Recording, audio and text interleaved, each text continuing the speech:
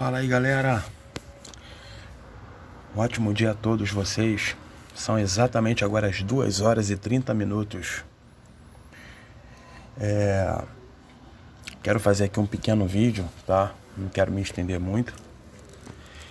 Quero falar aqui a respeito de quem foi a serpente no Jardim do Éden. Quem foi o diabo, né? Que pecou, que mentiu, que foi homicida desde o princípio do mundo, do qual o Messias vem relatar, vem falar sobre ele, né?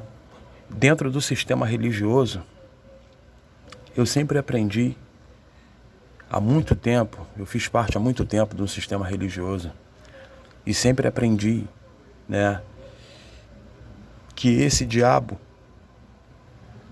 é um espírito que caiu do céu, que brigou no reino de Deus e que desceu aqui para poder destruir os seres humanos, perturbar os seres humanos, falar no ouvido dos seres humanos, né? Toda essa mitologia, toda essa fantasia, elas foram completamente enraizadas na minha mente.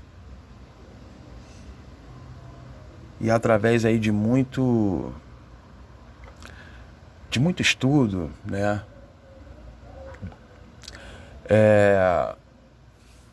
A oportunidade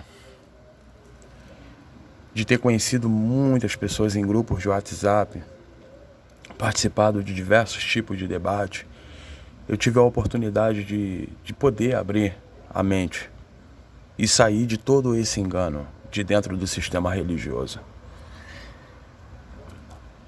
E hoje eu tive a oportunidade, né, hoje eu tenho a oportunidade, não é que eu tenho a oportunidade de poder compartilhar, né, dessas coisas aqui com vocês. Coisas que vocês não vão ouvir falar, né, em muitos lugares, porque não interessa as pessoas simplesmente falarem o que realmente está nas escrituras, porque não convém. Mas vamos que vamos. Vamos lá. Muitos acham que esse diabo lá do Jardim do Éden é um bicho com olhão branco, com chifre marrom, corpinho vermelho, rabudo, e que simplesmente tem asinhas, tem asas, e fica flutuando, fica voando e perturbando os seres humanos, né? Falam que essa serpente é o diabo de chifre, o que brigou e trouxe a terça parte dos anjos, interpretando de uma forma completamente equivocada, né? Ezequiel capítulo 28, que está falando da queda do rei de Tiro, do príncipe de Tiro, e interpretando de uma forma completamente equivocada Isaías capítulo 14, que fala também da queda de um rei chamado Nabucodonosor da Babilônia. Interpretando de uma forma completamente equivocada Apocalipse capítulo 12, né, onde vai falar ali primeiro do grande dragão, que foi Herodes, né, porque Herodes, sabemos muito bem que ele não é de uma linhagem judaica, né, ele é descendente do Império Romano, então por isso que ali ele está sendo representado como um dragão. Um dragão que simplesmente pega o menino Jesus, tenta pegar, aliás, o menino Jesus, sacrifica um monte de crianças, e a Maria, ela teve que correr com Jesus Cristo para o deserto. Está claro essa analogia lá, colocada pelo apóstolo João. E depois vai falar, a partir do versículo 11 ou 12, se eu não me engano ali, a respeito de Miguel e seus anjos. Miguel fazendo analogia a Jesus Cristo e os seus anjos fazendo analogia aos seus discípulos, aqueles que batalharam. Afinal de contas, quem iria batalhar em um céu celestial? Em um reino do eterno? Onde dentro de uma coerência, dentro de uma lógica, que Deus iria permitir anjos brigarem no céu, cara. Isso não existe. Nós, como os pais, né, como seres humanos, a gente não deixa os nossos filhos fazer bagunça na nossa casa, quebrar, destruir. A gente não permite isso, cara. Como é que Deus simplesmente iria sentar lá no trono dele de forma literal e iria permitir anjos fazerem zona lá no céu, cara? Isso não existe. Isso é uma tremenda fantasia, um fantástico mundo de Bob. Não tem lógica um negócio desse. Não faz sentido nenhum. Nenhum. Então, o céu ali, em Apocalipse capítulo 12, é um céu no sentido um céu no sentido de um mundo ocomene, um mundo habitado. Jerusalém, Israel, aquela localidade que estava sendo dominada ali pelo Império Romano. Beleza? Pegar todo o contexto ali de Apocalipse capítulo 12, vai falar lá que o Cordeiro morre, dá o sangue. O Cordeiro vai dar sangue por anjos, por seres celestiais. O sangue do Cordeiro foi por seres humanos, carne e sangue. Pô. Não faz sentido nenhum. O Cordeiro dá a vida para seres celestiais. Onde que está isso? E está escrito isso lá em Apocalipse capítulo 12. E muitos querem simplesmente enfiar a goela abaixo, que aquilo ali é literal, como se realmente estivesse acontecendo aquilo ali lá no reino de Deus. É um absurdo. Mas vamos para o que interessa. Vamos lá. Deixa eu pegar aqui. Vamos lá. Primeiro, a gente vai lá em João capítulo 8, versículo 44. João capítulo 8, versículo 44, vai dizer o seguinte, preste atenção. João 8, 44.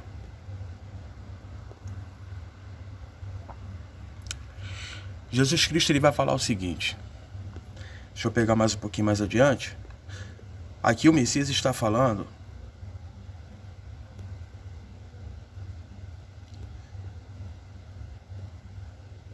isso aqui para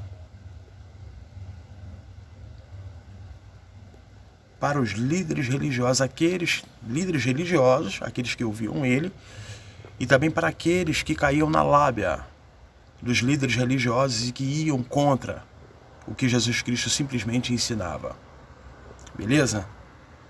44, para não enrolar muito, não ficar muito grande, o pedaço aqui que eu vou falar. Vocês são filhos do diabo e querem fazer o que o pai de vocês quer. Ponto. Desde a criação do mundo ele foi. Olha aqui, ó. Desde a criação do mundo. Deixa eu pegar aqui e marcar aqui. Peraí. Deixa eu botar mais embaixo aqui. Beleza. Vamos lá. Deixa eu botar mais aqui em cima. Olha só, hein? Desde a criação do mundo ele foi assassino e nunca esteve do lado da verdade, porque nele não existe verdade. Ponto. Quando o diabo mente, está apenas fazendo o que é seu costume, pois é mentiroso e pai de todas as mentiras.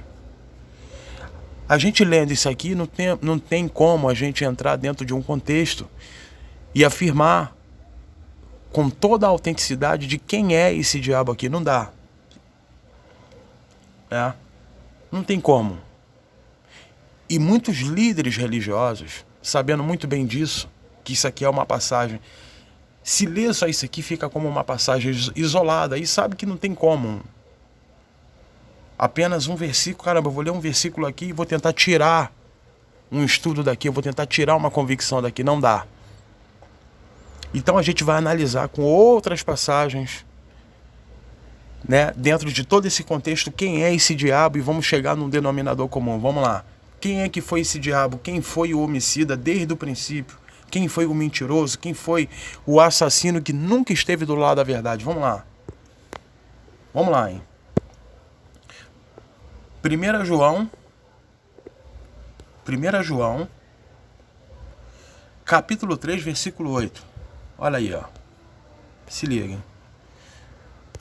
1 João 3, 8. Olha só, hein? 1 João 3, 8. Aqui a gente já consegue matar a metade da charada. 3, 8. Olha aí, ó.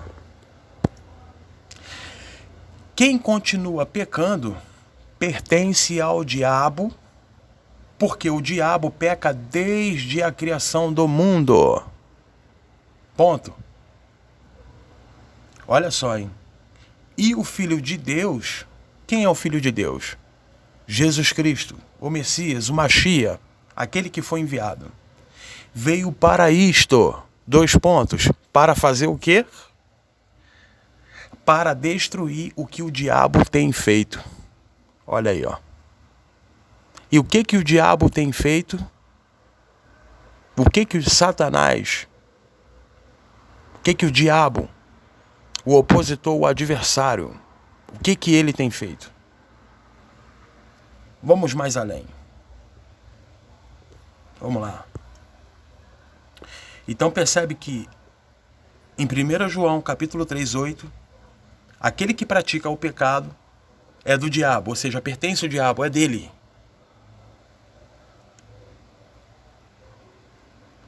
Porque o diabo peca desde o princípio, ponto. Para isto o Filho de Deus se manifestou, veio, foi enviado para desfazer as obras do diabo, ou seja, desfazer, destruir aquilo que o diabo trouxe, aquilo que ele colocou, aquilo que ele deixou aqui nesse mundo. Correto? Agora vamos analisar 1 Coríntios capítulo 15, a partir do versículo 21. Olha só, hein? Vamos mais além, preste atenção. 1 Coríntios. Vamos lá. 1 Coríntios 15, 21. Preste atenção. Olha aí, ó. Porque assim como por meio de um homem veio a morte... Opa! Já estamos quase chegando no objetivo, hein? Assim também por meio de um homem veio a ressurreição. Através de quem que veio a morte? Através de quem? Adão. Quem é que trouxe a morte? Adão. E quem é que desfez essa morte? Vírgula. Assim também por meio de um homem veio a ressurreição. Então, para aqueles que morreram por causa do pecado de Adão, quem é que trouxe a esperança, a ressurreição? Quem é que ressuscitou esses que morreram por causa da morte que Adão trouxe? Quem ressuscitou foram os israelitas, que estavam mortos por causa da natureza humana que era fraca. E a lei de Moisés, simplesmente a lei que foi dada a Moisés, o decálogo, apontava, porque não tinha poder nenhum para aperfeiçoar. A natureza humana era fraca, então não tinha como a lei de Moisés aperfeiçoar o decálogo, não dava. E quem é que trouxe essa morte? Foi Adão. Aí ele vai continuar.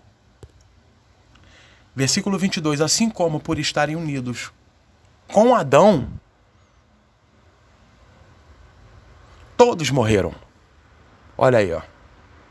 Assim também, por estarem unidos com Cristo, todos ressuscitarão. Olha aí, ó.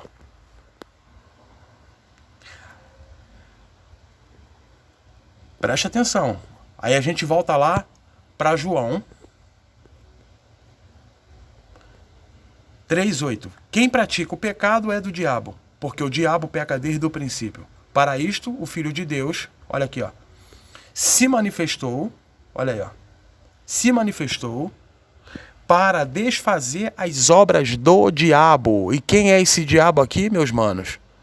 É óbvio que esse diabo aqui é um adjetivo que dá a característica a um sujeito chamado Adão. Porque quem é que trouxe a morte? Me fala, quem é que trouxe a morte para o mundo? Quem é que trouxe a morte para os israelitas, para os filhos da casa de Israel? Para todos os seres humanos em geral? Não foi Adão? Quem é o diabo aqui? É óbvio que é Adão.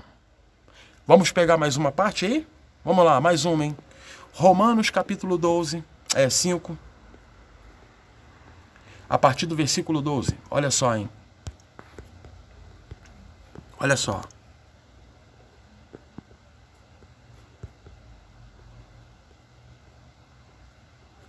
Romanos 5, 12. Olha aí, ó. Deixa eu pegar aqui, que aqui já tá certinho. Olha aí, ó. Deixa eu pegar aqui.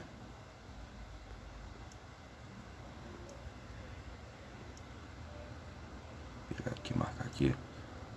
Olha só, hein. Preste atenção, hein. Olha aí, ó. Vamos lá. Romanos 5,12. O pecado entrou no mundo por meio de um só homem e o seu pecado trouxe consigo a morte. Quem é que trouxe a morte? Adão. Quem é que pecou desde o princípio do mundo? Adão. Quem foi o homicida desde o início do mundo, do princípio do mundo? Adão. Quem é o diabo? Quem é a serpente? Adão. Ponto. Como resultado, a morte se espalhou por toda a raça humana, porque todos pecaram. Aí ele vai continuar. Deixa eu te fazer aqui. Deixa eu desfazer aqui. Aí ele vai continuar. Olha só, hein? 15. Mas existe uma diferença entre o pecado de Adão e o presente que Deus nos dá. De fato, muitos morreram por causa do pecado de um só homem, Adão.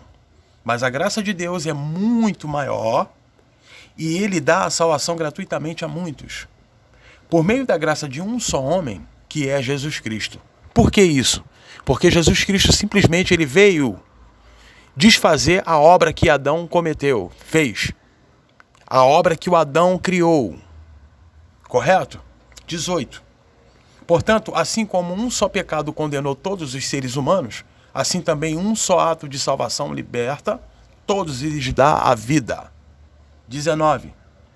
E assim como muitos seres humanos se tornaram pecadores por causa da desobediência de um só homem, ou seja, de Adão, assim também muitos serão aceitos por Deus por causa da obediência de um só homem.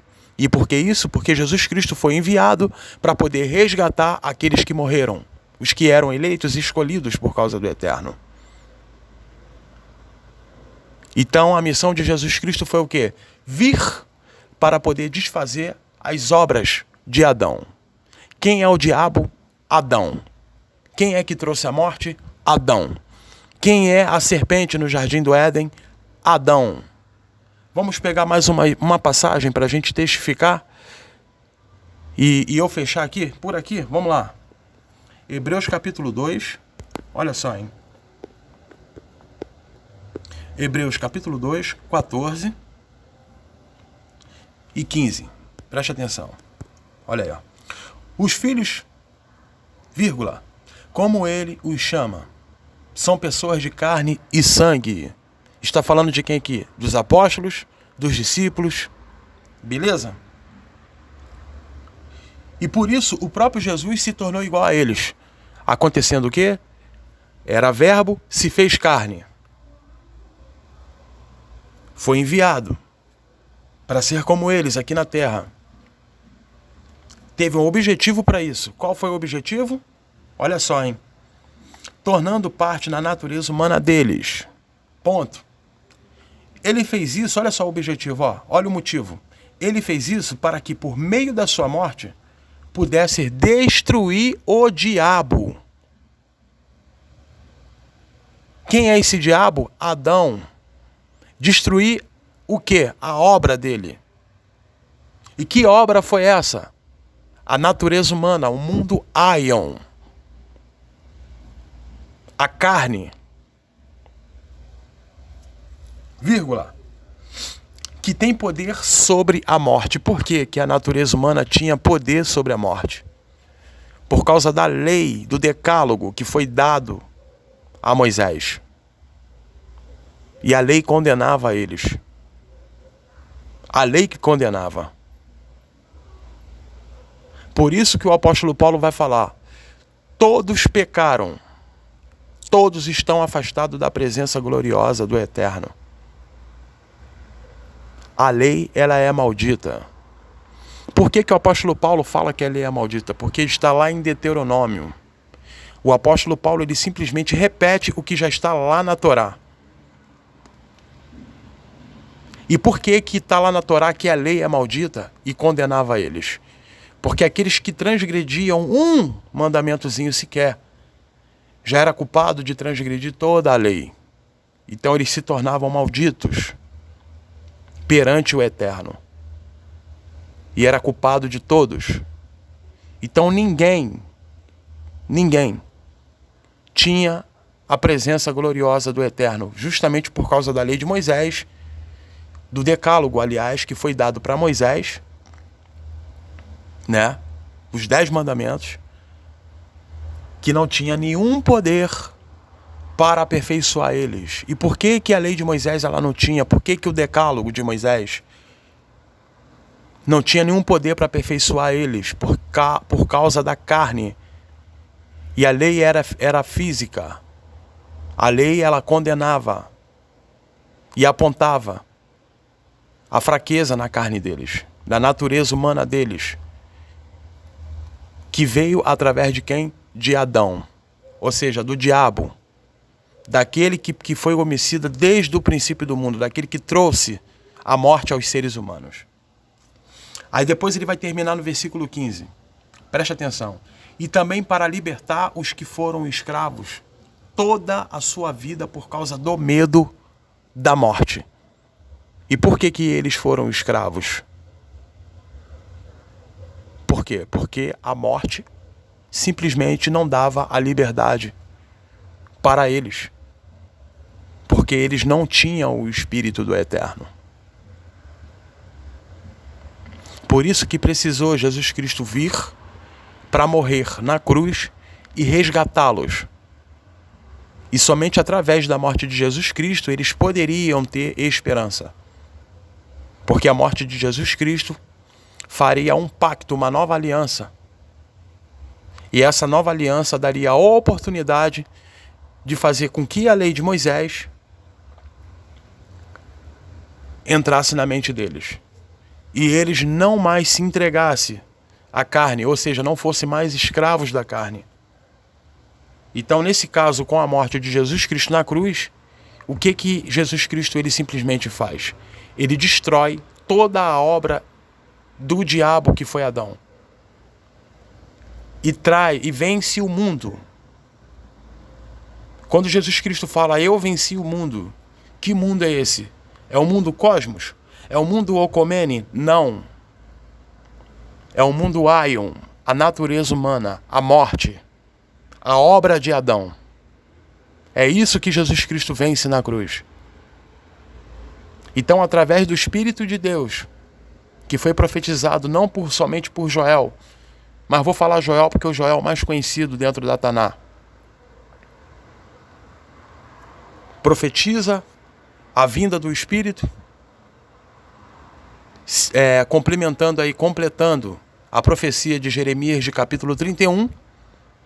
A partir ali do versículo 31 ele vai falar que nenhum dos israelitas iriam mais precisar aprender uns com os outros. Filhos não precisariam mais aprender com os pais, ninguém precisaria mais ficar colocando a lei, o decálogo de Moisés nas portas, nas mãos, na fronte, em lugar nenhum. Por quê? Porque a lei, ela sairia da placa, sairia da pedra e seria incutidos,